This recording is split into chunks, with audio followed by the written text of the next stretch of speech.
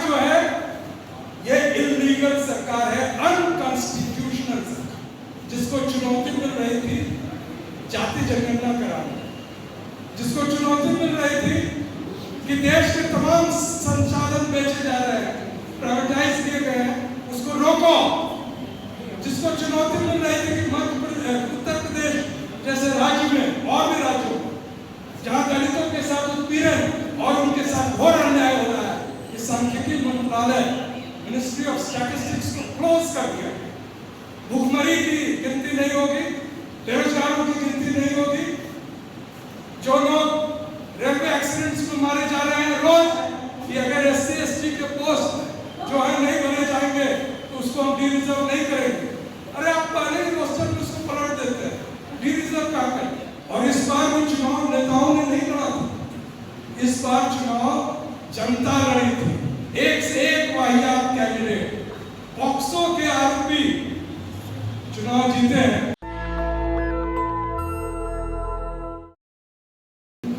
सबसे अधिक चिंता का विषय कि जो बाबा साहब द्वारा वोट का अधिकार दिया गया है उसका गबन, उसका एक तरह से मैनिपुलेट करके सत्ता पर ठगों का काबिल है, जिसके विरुद्ध लगातार संघर्ष हुआ। हमारे, मैं बार बार नाम ले रहा हूँ नरेंद्र पाल वोरा जी का, क्योंकि इन्हीं के सानिध्य और इन्हीं के नेतृत्व EVM के विरुद्ध भी संघर्ष हुआ।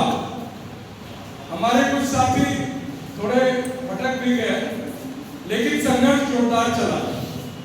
और भी बेहतर हो सकता था अगर राजनीतिक दल हमारा साथ दे। राजनीतिक दलों ने साथ नहीं दिया। बार बार जब डॉक्टर रतनलाल और मैं खुद राहुल गांधी जी से बात किए तो उन्होंने अपने सभाओं में इस बात का जिक्र किया और जोर शोर से किया, लेकिन सिर्फ इतना कहा कि EVM गलत है, उसको टैकल कैसे करना है उसका कोई उनके पास रास्ता या उन्होंने लोगों को कोई रास्ता नहीं बताया। महाराष्ट्र में, मुंबई में जब न्याय यात्रा जो थी, भारत जोड़ो न्याय यात्रा का समापन हो रहा था, तो जो वहां इंडिया गठबंधन के और नेता थे, उद्धव ठाकरे जी, संजय राउत जी और भी जो नेता थे, उन्होंने इस बात का जिक्र किया। हमारे बिहार के नेता उसमें चूक जाते हैं अक्सर, सामाजिक न्याय के बजाय वो A to Z की राजनीति पे जोर दे रहे थे, नतीजा सामने है। लेकिन क्या हुआ उसके बाद? एक चुनाव आयोग का गठन हुआ जो मैनिपुलेटेड था, जो अध्यक्ष होने वाले थे, जो चीफ इलेक्शन कमिश्नर होने वाले थे, उन्होंने इस्तीफा दे दिया और सरकार ने सुप्रीम कोर्ट के आदेश को दरकिनार करते हुए एक ऐसा कमेटी गठन किया जिसमें सरकार और संघ सरकार, यानी कि चीफ जस्टिस जो उसके मेंबर होने वाले थे उनको हटाकर सरकार के एक मंत्री को रखा, प्राइम मिनिस्टर को रखा और ऑपोजिशन के नेता जो उस समय बंगाल के हमारे सांसद थे अधीर रंजन चौधरी। तो क्या हुआ? एक ऐसा चुनाव आयोग बना जो पहले से तय था कि चुनाव किस दिशा में जाएगा, क्या करना है, उसको वो पहले से उनके पास रोड मैप तैयार था। लोगों के वोट को हटाना, अल्पसंख्यकों के वोट को नहीं गिरने देना, दलित पिछड़ों के वोटों में से कटौती करना, और इन सब के बावजूद जब वो चुनाव हार रहे थे तो 11 करोड़ वोट को जोड़ दे, जिसका कोई लेखा जोखा नहीं। वोट फॉर डेमोक्रेसी नाम की एक संस्था है मुंबई, उन्होंने आज से 7 दिन पहले एक रिपोर्ट जारी और उस रिपोर्ट में उन्होंने बताया कि ये जो बढ़े हुए वोट थे, जिसका कोई औचित्य, जिसका कोई एक्सप्लेनेशन चुनाव आयोग ने नहीं दिया था, उसके कारण 79 सीट्स जो इंडिया गठबंधन के थे वो एनडीए के खाते में चले गए और उन्होंने ब्रेकअप में लिया है। उसमें दिल्ली का भी एक दो सीट का जिक्र है, महाराष्ट्र के सबसे अधिक सीटों का जिक्र। अगर वो वोट में बढ़ोतरी नहीं की जाती तो महाराष्ट्र से बीजेपी का 1 या 2 सीट भी आना मुश्किल है। और सबसे कम जो अनाउंसमेंट हुआ था वो उत्तर प्रदेश में हुआ था, और हम देख रहे हैं कि जो अभी सीटें इंडिया गठबंधन जीती है उत्तर प्रदेश में, उसमें 5 सीट और जोड़ दी, जो बहुत कम मार्जिन से उलटफेर हुआ। तो ये सरकार जो है ये इलीगल सरकार है, अनकॉन्स्टिट्यूशनल सरकार, जिस पर सबसे पहले उंगली हम लोगों ने उठाई है।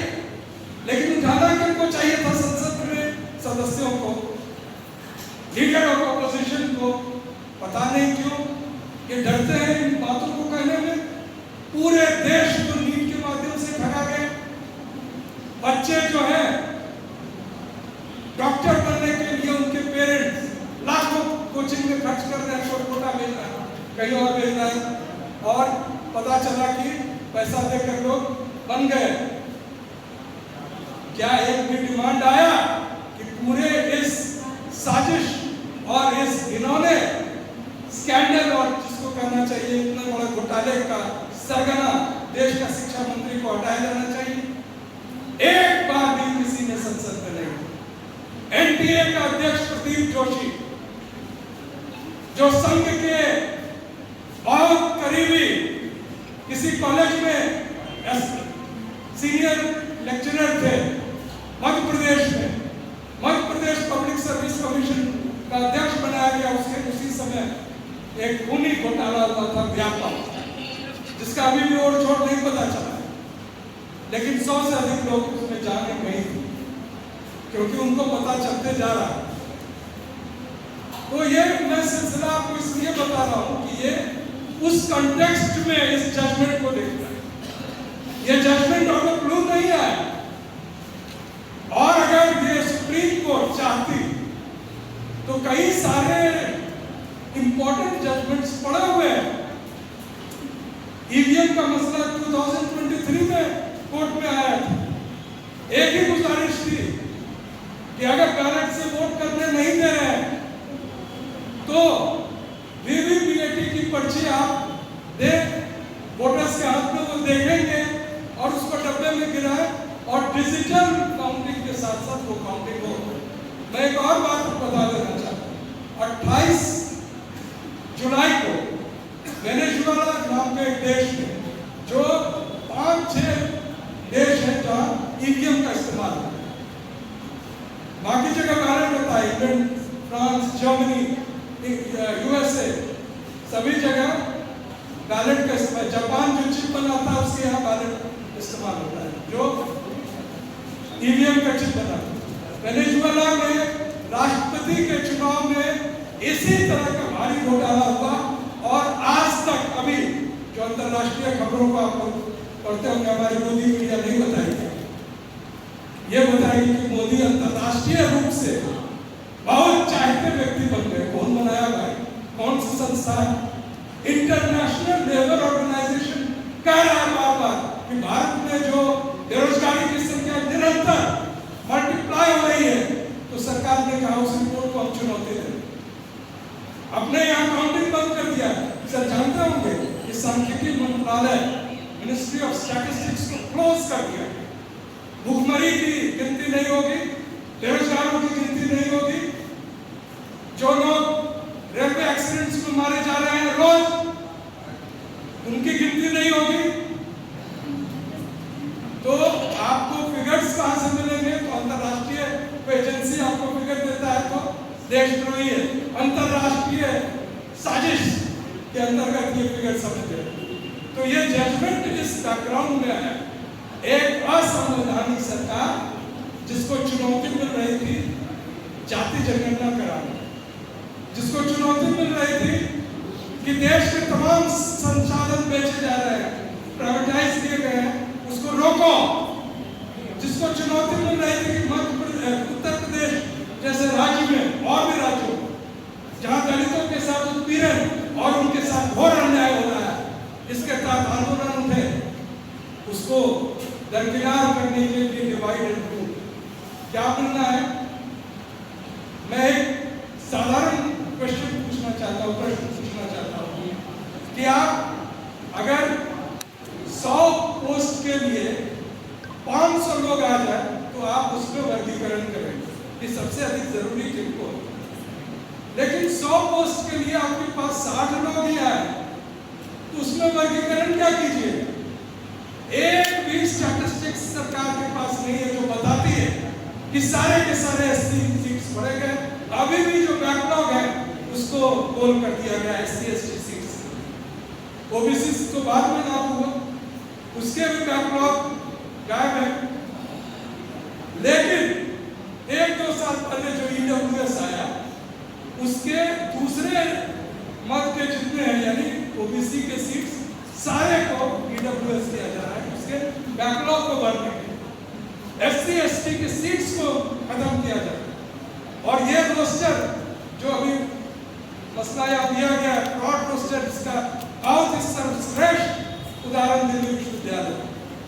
रोज मंत्री जी बोल रहे हैं लोकसभा में, झूठ बोल रहे हैं, कहा कि हमने कानून बनाया है कि अगर एससी एसटी के पोस्ट जो है नहीं बने जाएंगे तो उसको हम डी रिजर्व नहीं करेंगे। अरे आप पहले ही रोस्टर में उसको पलट देते हैं, डी रिजर्व क्या करेंगे? पहले से ही रोस्टर को आप मैनिपुलेट करके जो ओबीसी के सीट से एससी एसटी के हैं और जो विश्वविद्यालय में हमारे साथ डॉक्टर नजरलाल जी पढ़ाते हुए अच्छी तरह से जानते हैं कि किस तरह से वो रोस्टर आता है, उसको कहीं चैलेंज नहीं कर सकते। और दिल्ली विश्वविद्यालय जैसे जगह में जब 13 पॉइंट रोस्टर के विरुद्ध हम लोग खड़े हुए थे, हमारे जितने एससी एसटी ओबीसी के साथी थे जो हमारे साथ आंदोलन में थे, 10-10 साल पढ़ाए थे, सबको निकाल दिया गया है सबको का। कोई बोलने वाला नहीं है। हम लोग इसी सभा में बोल देते हैं, लेकिन हमारे नेता लोग, दरअसल दिक्कत है कि हमारे पास न पार्टी है न नेता। पार्टी थी, बनी थी, बहुजन की पार्टी थी, लेकिन जो दायित्व आदरणीय काशीराम जी देकर गए थे वो दायित्व पूरा नहीं किया गया। ओबीसी की तो और बुरी हालत। मैं तमाम अनेक राज्यों में जाता हूँ, एक विरासत के कारण भी मुझे आमंत्रित किया जाता है और मैं देख रहा हूँ कि सिर्फ ओबीसी को इतनी तादाद कि अगर इकट्ठे हो जाए तो किसी समीकरण की जरूरत नहीं। और अगर एससी एसटी ओबीसी एक हो जाए तो कोई भी ईवीएम उनको नहीं हरा सकता। और इस बार भी चुनाव नेताओं ने नहीं लड़ा था, इस बार चुनाव जनता लड़ी थी। एक से एक वाहियात कैंडिडेट, पॉक्सो के आरोपी चुनाव जीते हैं। इसलिए जीते क्योंकि लोगों ने मन बनाया हुआ कि हमें इस सरकार को उखाड़ देगा। लेकिन आपके वोट को मैनिपुलेट किया गया, उसके विरुद्ध कोई आवाज नहीं उठी। हम लोग आवाज उठा रहे हैं, लेकिन हमारे आवाज तो सुनने वाले और उस पर चलने वाले कम बार बार। अब ये मैं आखिरी 2 बात कह के अपनी बात समाप्त करूंगा। ये जजमेंट जो है, इसके बाद एक और आना है, एक और शक और ओबीसी की रोहिणी कमीशन का रिपोर्ट लागू। रोहिणी कमीशन क्या है? वो ओबीसी में वर्गीकरण किया। हमारी बात हुई, राजेंद्र पाल जी ने कहा कि डीएमके पार्टी ने सपोर्ट कर दिया, तो पी विल्सन साहब सांसद अभी मिलने भी जाकर उन्होंने कहा, उन्होंने स्पष्टीकरण दिया है और मैं चाहूंगा कि वो प्रेस स्टेटमेंट के माध्यम से या संवाददाता सम्मेलन करके या क्लैरिफिकेशन दें कि चूंकि पहले से तमिलनाडु की सरकार में वर्गीकरण किया गया था, उसको जो चुनौती दी गई थी, वो केस चूंकि तमिलनाडु सरकार ने जीती है, उस पर उन्होंने उसको अप्रिशिएट किया और खासतौर से पी विल्सन चूंकि उसमें एडवोकेट थे सुप्रीम कोर्ट। लेकिन ये कैटेगरिकली उन्होंने कहा है कि एससी में क्रिमी लहर के हम खिलाफ और हम चाहेंगे कि उसको वो प्रेस में जारी करें और जिससे हमारे लोग के बीच में किसी तरह की शंका नहीं। अब बात आ रही है कि क्या किया जाए। ये जजमेंट आया, बहुत सर बताएंगे, 554 पेज का जजमेंट है, ऑपरेटिव पार्ट पढ़ चुके हैं, ऑपरेटिव पार्ट में एक महत्वपूर्ण स्टेटमेंट है कि बिना इंपेरेटिव डाटा के हम ये लागू नहीं कर सकते। इंपेरेटिव डाटा मतलब हुआ जाति जनगणना, और जाति जनगणना ये सरकार कराना नहीं चाहती, किसी कीमत पर नहीं कराना चाहती। पता नहीं कौन भेद भूल जाए। दरअसल सिर्फ ये नहीं भेद भूलेगा कि कौन सी ओबीसी जातियां इनके तादाद बहुत अधिक है और उनको कुछ नहीं। ये आ जाएगा सामने कि 2% 1% जो ब्राह्मण है या सवर्ण में भी जो उच्च सवर्ण है, यानी सबसे उच्च ब्राह्मण को हम मानते हैं, क्योंकि ये हमें बताया गया है वो 99% देश के सत्ता, धन और संसाधन पर काबिज है। ये लोगों को एक डेटा के रूप में पता चलेगा। इसका डर अधिक है क्योंकि भारतीय जनता पार्टी ब्राह्मणों की पार्टी है, आरएसएस चित्पावन ब्राह्मणों का एक संगठन है, हिंदू तो वो लोगों को बदलाने के लिए कहते हैं। तो इसका उपाय क्या है? मैं अपनी बात समाप्त करने के पहले आपको याद दिलाऊंगा कि हम लोग पिछले 2019 से 2024 के दौरान 3 आंदोलन में भारतीय जनता पार्टी आरएसएस को पराजित किया। पहला आंदोलन था जब एससी रिजर्वेशन को निरस्त करने के लिए इसी तरह का सुप्रीम कोर्ट का एक ऑर्डर था। 2 अप्रैल 2018 को स्वतः किसी संगठन को ये रिस्पॉन्सिबिलिटी नहीं था, लेकिन लोगों ने अपनी ताकत सड़कों पे दिखाई, सर ऑर्गेनाइज किए थे, जंतर मंतर पर सभा, पॉलिटिकल लोग भी आए थे, शरद यादव जी भी थे। दूसरा आंदोलन 2019 में जब 13 पॉइंट रोस्टर लागू किया गया, उसमें भी हमें जो उस आंदोलन का गार्जियनशिप था राजेंद्र पाल गौतम जी के पास था। लड़ने वाले डॉक्टर रतन लाल, हम लोग और दिल्ली विश्वविद्यालय के हमारे बहुत से साथी, मैं सभी का नाम अभी नहीं ले पाऊंगा। और 5 मार्च 2019 को हमने भारत बंद का खोल दिया था। उसी दिन 4 बजे उस आदेश सरकार ने वापस लिया। और तीसरा बड़ा आंदोलन का जीत हुआ था किसानों, जब 8-9 महीने 700-800 लोगों को मारने के बाद एक संगठन किसानों की ताकत को कुचला नहीं जा सका तो घुटने टेक दिए अडानी के नौकरों। अडानी के स्टाफ ने अडानी के हित को उस समय परवाह नहीं की क्योंकि चुनाव है। तो कोई भी फैसला हो, बहुत ट्विटर पर से बहुत से आ रहे हैं संदेश, कई संगठन जो हर महीने भारत बंद कॉल देते हैं, उसके पीछे एक मंशा होती है कि जब वास्तविक रूप से लोग एक पूरे गुस्से में अगर कोई कॉल दे तो वो उसी तरह का कॉल दिखे जैसा हर महीने दिया जाता है। कुछ संगठन उसमें पीएचडी कर चुके, भारत बंद कॉल ऐसा कॉल नहीं हो जिसमें भी हो, अगर सड़क पर उतरना है, कैसे उतरना है, क्या उतरना है, उसका समुचित रूप से सारे बहुजन समाज का एक साथ किया जाए। और इन्हीं शब्दों के साथ मैं पुनः जय भारत और जय संविधान। नेशनल दस्तक की आपसे गुजारिश है कि अगर इसको बचाना चाहते हैं तो नेशनल दस्तक को सब्सक्राइब करने के लिए रेड कलर के सब्सक्राइब बटन को दबाएं, फिर बेल आइकन की घंटी दबाएं। नेशनल दस्तक को बचाने के लिए बहुत जरूरी है कि हर खबर को शेयर करें, लाइक करें, कमेंट जरूर करें।